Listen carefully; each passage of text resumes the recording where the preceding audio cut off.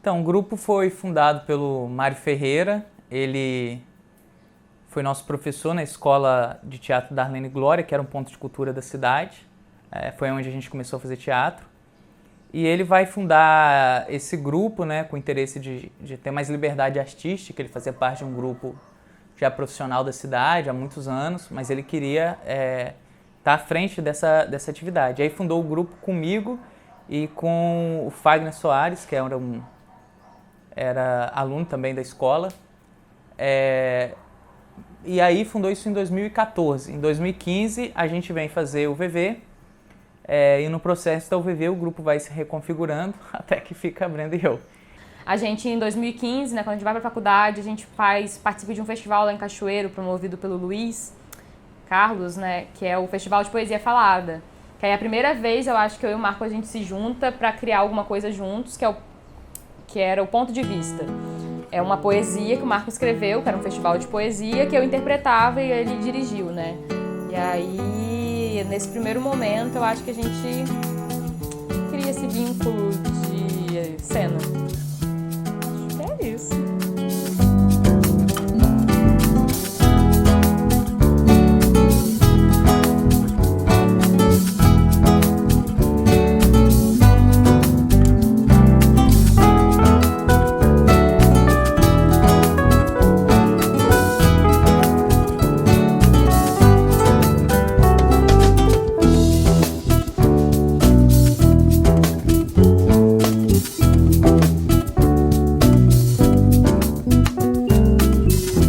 Começa a fazer teatro, tinha-se uma relação hierárquica muito forte, tanto quando a gente pensa na escola de teatro, e aí depois a gente vai produzindo mesmo, né? Quando a gente assume a menina que queria ser estrela, a gente começa a ter uma liberdade criativa, uma autonomia muito forte.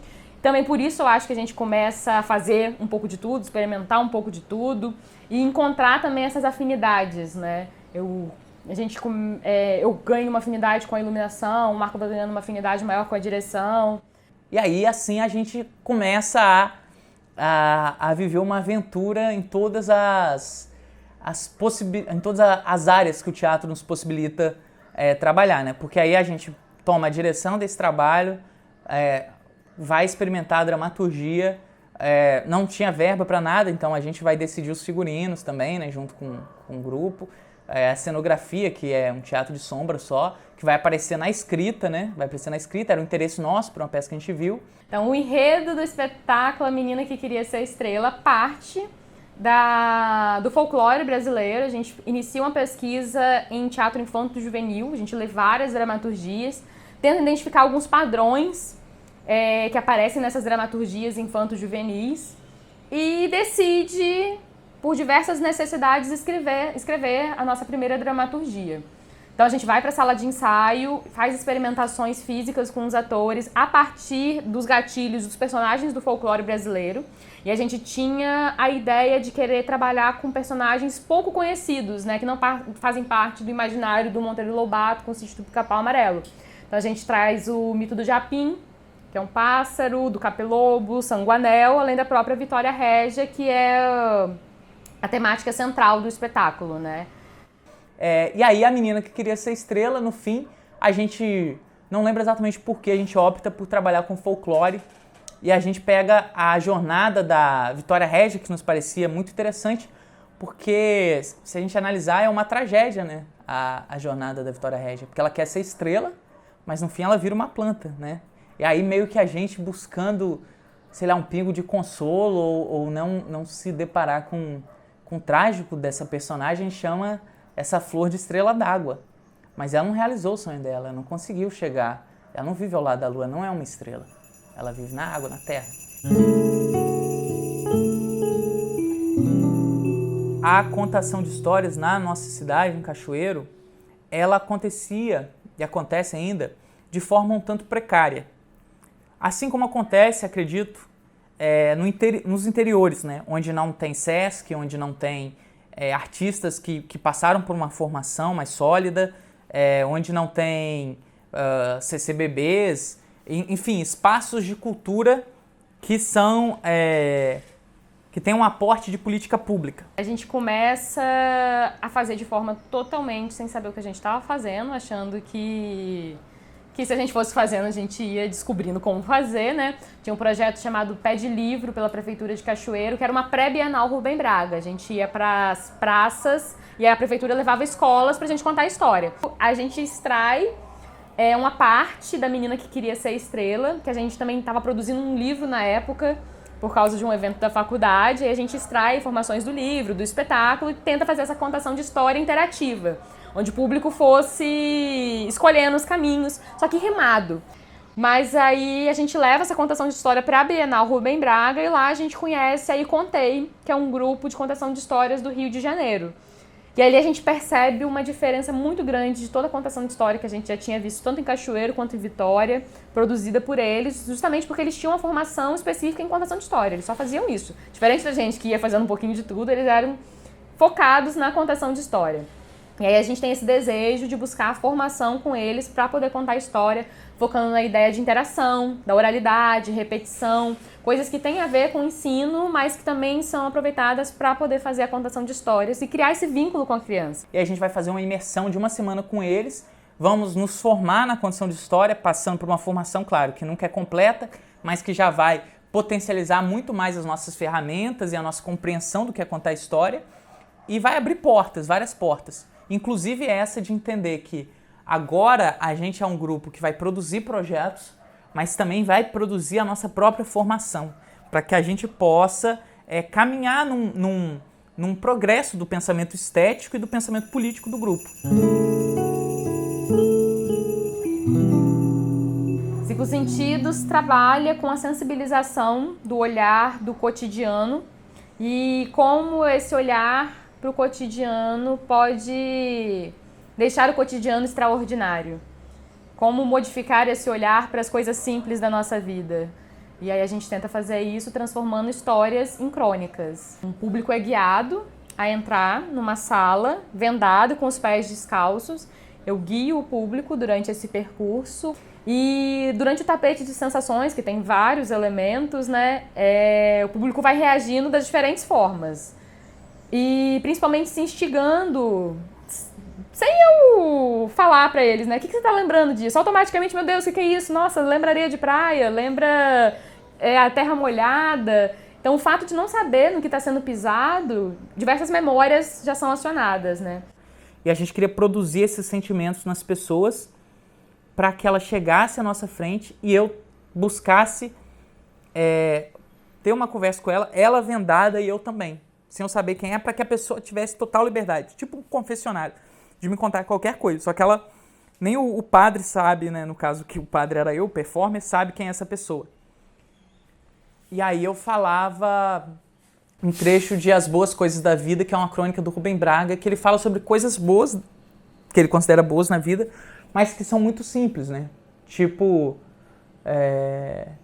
chegar numa cidade cansado, tomar um bom banho num bom quarto de hotel, deitar em uma boa cama, sabe? É uma coisa que ele considera boa na vida. E nisso realmente surgem histórias sensacionais, maravilhosas. E na Bienal Rubem Braga, especificamente, quando a gente faz isso, tem um efeito em cadeia muito bizarro, que é quando a pessoa tira a venda, ela dá um grito. Várias vezes aconteceu isso, porque ela leva um susto quando ela se depara com uma pessoa que ela não sabia que tinha dentro da sala.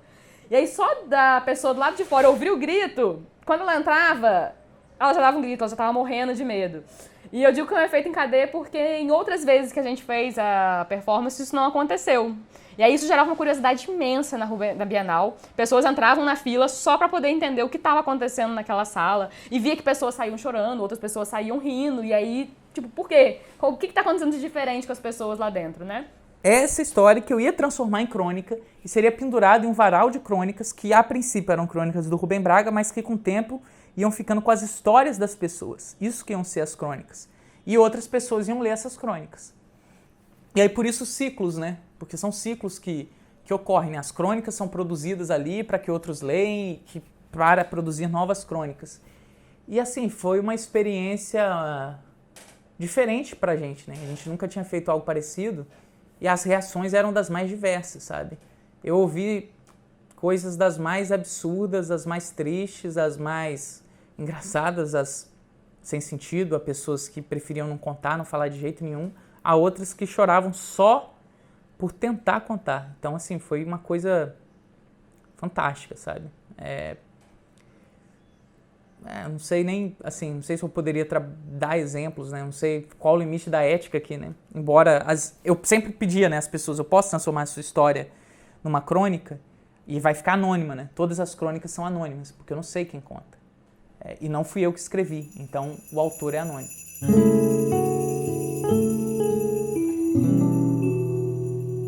Vulnerabilidade. Eu acho que é um estado muito vulnerável. E aí, quando você fala viver, né, me dá a ideia de vida mesmo, né? Que também é vulnerável. Eu acho que essa ideia de você não saber o que está acontecendo, essa falta de controle que você tem na sua vida, você não sabe se você vai sair na rua, sei lá, e ser atropelado, vai ser assaltado, ou você vai achar R$100 no chão. E a cena, eu acho que tem essa relação também de vulnerabilidade muito grande, onde você não sabe se você vai estar fazendo uma apresentação, uma pessoa vai levantar na plateia e interferir na sua cena. Ou alguém vai entrar numa performance sua e sair gritando e você não tinha esse planejamento nem um pouco, você pensava uma coisa completamente diferente. Então esse estado de instabilidade que tem a ver com essas duas coisas que estão entrelaçadas, que é viver, que é a cena, estão muito forte essa corda bamba, esse não saber se você vai cair, não saber se você vai conseguir se sustentar no ano seguinte, se você vai ter público, se você... sei lá, se você vai estar bem quando você vai estar em cena, se algum parente seu morreu e você tem que estar lá apresentando e produzindo. Aprender coisas que você nunca imaginou, que você nem queria aprender, mas você é obrigado a aprender para poder conseguir executar uma coisa que você quer muito fazer. Então, eu acho que esse estado de corda bamba, de vulnerabilidade, de adrenalina, acho que é essa a palavra. Essa adrenalização do não saber estar em cena, estar na vida, estar em todos os lugares. Eu acho que você não consegue ter domínio, que você não consegue controlar.